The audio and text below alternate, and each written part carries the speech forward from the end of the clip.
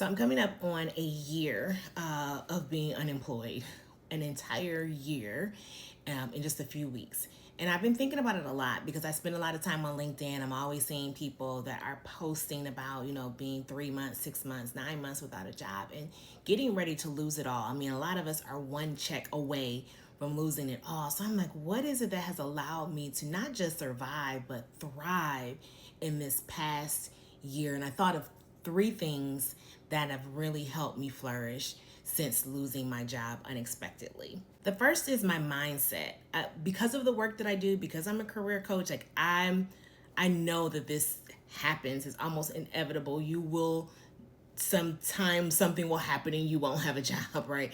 And so I was okay with it. It wasn't personal for me. When my manager and HR were calling me, I was like, oh, okay, here it goes, right? So it was this mindset of this is a transition. I didn't call it a loss. I think even the phrase job loss creates this stage of panic because what happens when you lose something? You frantically look for it. I didn't lose that job. I am experiencing a transition, right? And I chose to see opportunity in that change, opportunity in that transition. It's not a loss, it's an opportunity. So even when I talk to my clients, it's like, what does this transition give you the opportunity to do? Like the energy that you have back, the time that you have back, what does that create space for? And I lived in that moment.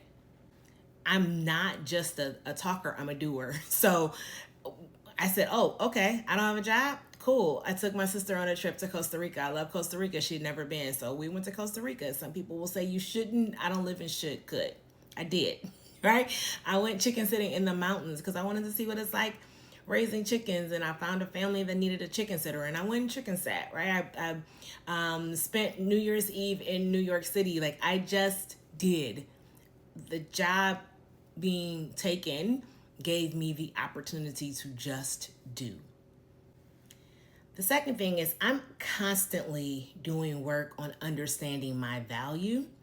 I think it's really important that at any moment we know what the market will pay for our skill set, the job market, an individual, an audience, right? And so my coaching skills didn't go away, my facilitation skills, my training, my teaching skills, my skills didn't go away because a job went away. And so I was easily able to monetize my skills, create programs that allow me to make money through those programs. If I needed money, I can create something to make money. If I didn't need money, I could chill. All right, I could go on a trip. But I think it's really important that we are always aware of what the market will pay for our skill set and what certain markets will pay. Right? There are certain places that I could go and someone would say this costs too much, and there are other places where I could go and someone will say this is perfect.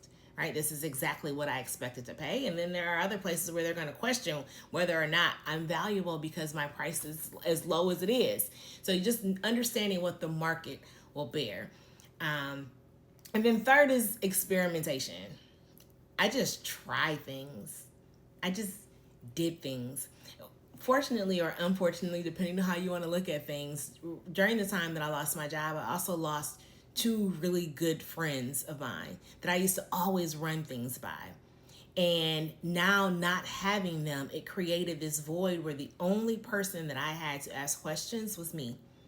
And I am so thankful for that right now because there are times where I probably have let people talk me out of things because they're afraid for me.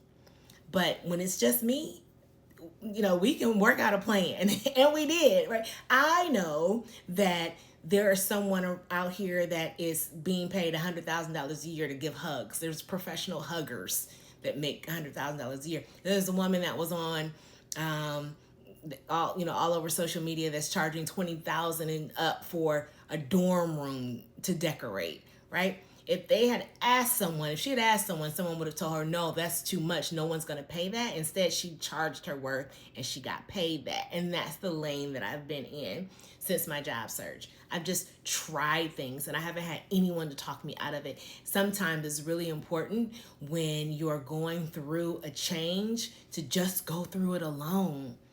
Like it feels good to have someone to talk it through with. But when that's a family member or a friend who cares for you and who may be trying to save you from being hurt, that's not always the best situation. So, just being willing to try things, try different things, and have fun with life, and not see this as a time that I should be afraid, but as a time that I may never get this back.